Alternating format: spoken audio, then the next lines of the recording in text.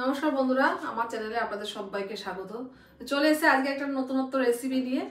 নতুনত্ব রেসিপি বলতে আজকে আমি নিয়ে এসেছি এই যে রুই মাছের ডিম, এটারই পকোড়া করব।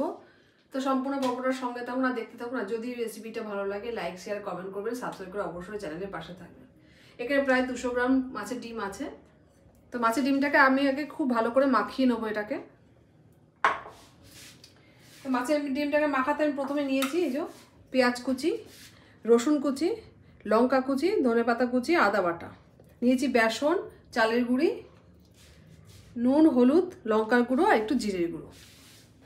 তো প্রথমে মাছের ডিমটাকে আমি খুব ভালো করে মাখিয়ে নেবো পকোড়ার জন্য। তো প্রথমে দিয়ে দেবো আমি পেঁয়াজ কুচি,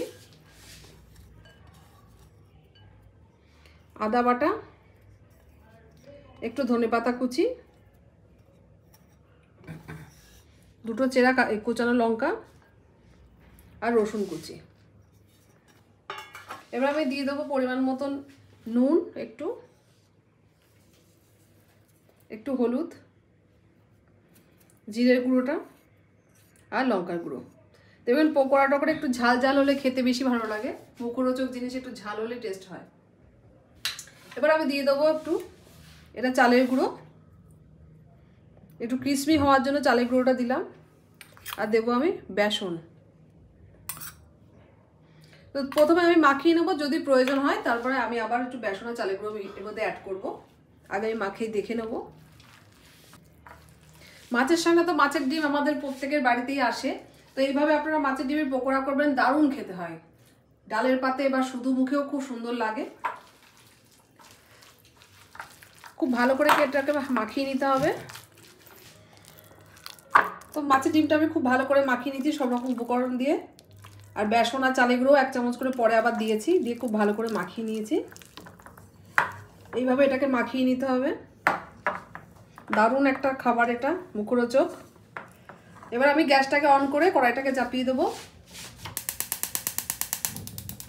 কড়াইটাকে ভালো গরম করে সর্ষের তেল দিয়ে, পকোড়াটা কিন্তু আমি সর্ষের তেলে ভাজবো। সর্ষের তেলে দেখুন পকোড়াটা খেতে বেশি ভালো হয়।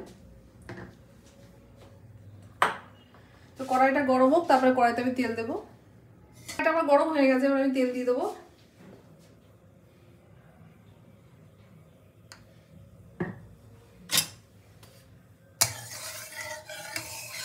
এবার ডিমটাকে আমি পকোড়ার আকারে তেলে ছাড়বো।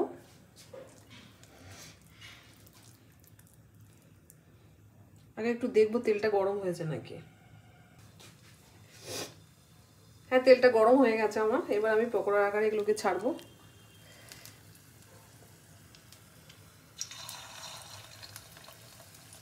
খুব বেশি বড় বড় করবো না, মিডিয়াম সাইজেরই পকোড়াগুলো করবো আমি।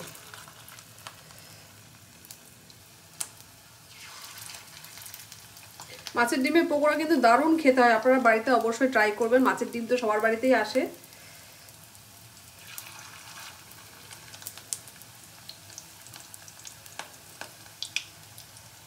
আমি গ্যাসের আঁচটাকে একদম সিম করে দেবো, আস্তে আস্তে ভাজা হোক।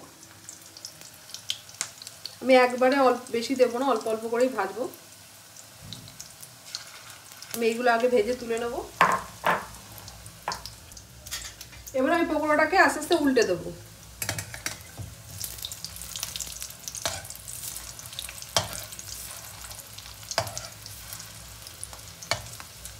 আমার একটা সাইড বেশ ভালো করে ভাজা হয়ে গেছে।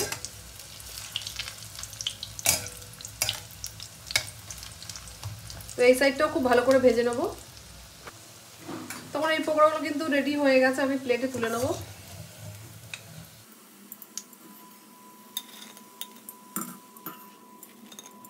তো এইভাবে বাদ বাকি পকোড়াগুলো ভেজে নেবো।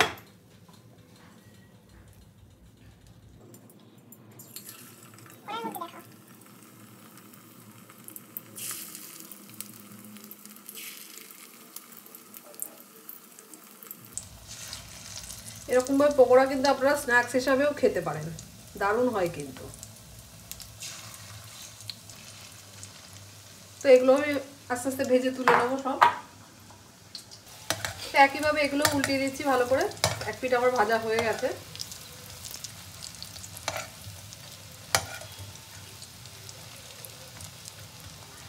তো একইভাবে আমি সব পকোড়াগুলোই ভেজে তুলে নেবো।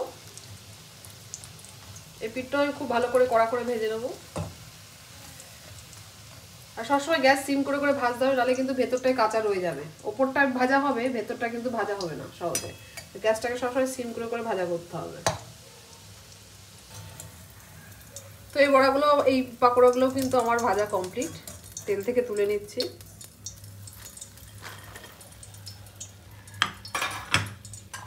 তো একই তেলে আর বাদবাকি আর যেটুকু আছে সেটুকু দিয়ে দেবো।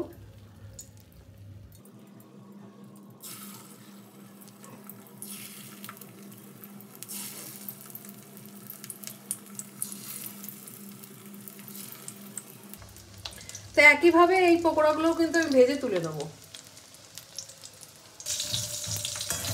তো সব পকোড়াগুলো আরেকবার আমি তেলে দিয়ে একটু গরম করে নিলাম, ডবল ফ্রাই করে দেখবেন পকোড়া জিনিসটা একটু বেশ ক্রিস্পি হয়। তো এবার তেল ঝরিয়ে তুলে নেবো প্লেটে।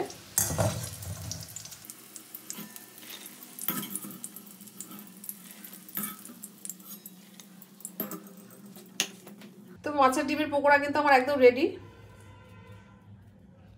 এবারে ওপর থেকে আমি একটু বিট নুন ছিটিয়ে দেবো, তাহলে খেতে টেস্টটা আরও ভালো লাগবে। তো টেস্টি টেস্টি মাছের ডিমের পকোড়া কিন্তু আমার একদম রেডি খাওয়ার জন্য। যদি আজকে রেসিপিটা ভালো লাগে, লাইক শেয়ার কমেন্ট করবেন, সাবস্ক্রাইব করে অবশ্যই চ্যানেলের পাশে থাকবেন। আর ফেসবুক ইনস্টাগ্রামটা কিন্তু ফলো করে দেবেন। দেখা হচ্ছে নতুন ভিডিওর সঙ্গে, সবাই ভালো থাকবেন। আর এরকম পকোড়া কিন্তু সন্ধ্যেবেলা মুড়ি চায়ের সাথেও খেতে পারেন, বা দুপুরবেলা ডালের পাতেও খেতে পারেন।